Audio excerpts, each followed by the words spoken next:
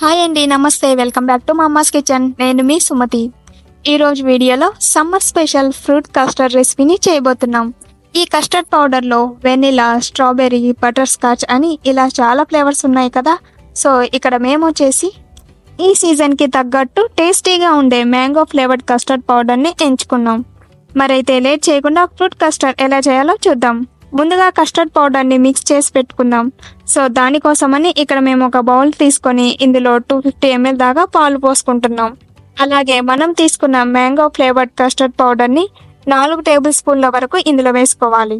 మనం తీసుకునే లీటర్ పాలకి 4 టేబుల్ స్పూన్ల కస్టర్డ్ పౌడర్ అయితే కరెక్ట్గా సరిపోతుంది.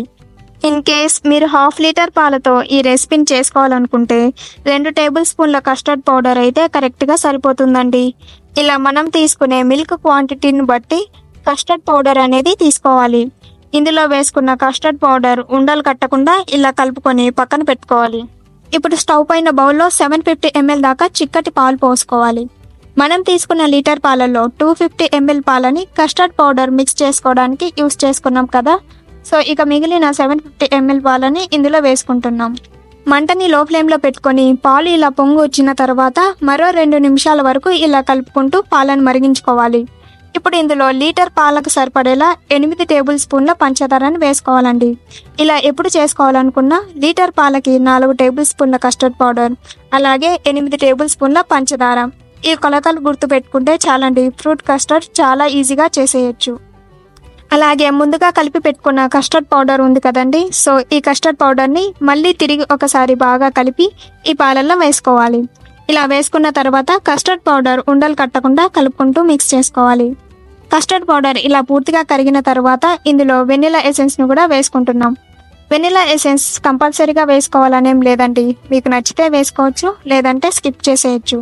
ఈ మ్యాంగో ఫ్లేవర్డ్ కస్టర్డ్ పౌడర్కి వెనిలా ఎసెన్స్ యాడ్ చేస్తే ఆ ఫ్లేవర్ చాలా బాగుంటుంది. మంటని లో ఫ్లేమ్లోనే ఉంచి కస్టర్డ్ అనేది కొద్దిగా చిక్కబడే వరకు 2-3 నిమిషాలు ఇలా కలుపుకుంటూ ఉండాలి. కస్టర్డ్ అనేది మరీ ఎక్కువ థిక్గా అవ్వకూడదండి. ఇక్కడ చూపించినట్లుగా ఈ కన్సిస్టెన్సీలోకి రాగానే స్టవ్ ఆఫ్ చేసుకుంటే ఇది పూర్తిగా చల్లారిన తర్వాత మనకు కావాల్సిన కరెక్ట్ కన్సిస్టెన్సీలోకి వస్తుంది. సో ఇప్పుడు స్టవ్ ఆఫ్ చేసి ఇది పూర్తిగా చల్లారే వరకు రూమ్ టెంపరేచర్లోనే ఉంచి చల్లార్చుకుందాం. కస్టర్డ్ చల్లారిన తర్వాత ఇలా వేరొక బౌల్లోకి తీసుకుంటున్నామండి. ఇక్కడ చూడండి, కస్టర్డ్ థిక్నెస్ అనేది చల్లారక ముందు ఒకలాగా, చల్లారిన తర్వాత ఒకలాగా ఉంది కదా. సో కస్టర్డ్ కన్సిస్టెన్సీ అనేది చల్లారిన తర్వాత ఇలా ఉండాలండి. ఇప్పుడు ఇందులో యాడ్ చేసుకోవడానికి మేము తీసుకున్న ఫ్రూట్స్ వచ్చేసి ఇవ్వండి: ద్రాక్ష, అరటిపండు, దానిమ్మ పండు, అలాగే యాపిల్ పండు. ఇప్పుడు వీటిని సన్నగా కట్ చేసుకొని ముందుగా ప్రిపేర్ చేసుకున్న కస్టర్డ్లో వేసుకోవాలి. సన్నగా కట్ చేసుకున్న యాపిల్ ముక్కలు, అలాగే ద్రాక్ష ముక్కలు, అలాగే దానిమ్మ గింజలు వేసుకుంటున్నాం. అరటిపండు ఇప్పుడే వేసుకుంటే టేస్ట్ మారిపోతుందని వేసుకోవట్లేదండి, సర్వ్ చేసుకునే ముందు వేసుకుందాం. ఇలా మీకు నచ్చిన ఫ్రూట్స్ని ఇందులో వేసుకోవచ్చండి. ఈ ఫ్రూట్ కస్టర్డ్ని చల్లగా సర్వ్ చేసుకుంటే చాలా బాగుంటుంది కాబట్టి 1 అవర్ వరకు ఫ్రిడ్జ్లో పెట్టుకొని తీసుకుందాం. ఈ వేసవి కాలంలో ఇలా ఫ్రిడ్జ్లో పెట్టుకొని చల్లగా సర్వ్ చేసుకుంటే చాలా బాగుంటుంది కదండి. అరటిపండు సర్వ్ చేసుకునేటప్పుడు వేసుకుందామని చెప్పాను కదా. సో ఫైనల్గా ఇందులో అరటిపండును ఇలా కట్ చేసుకొని వేసుకుంటున్నాం.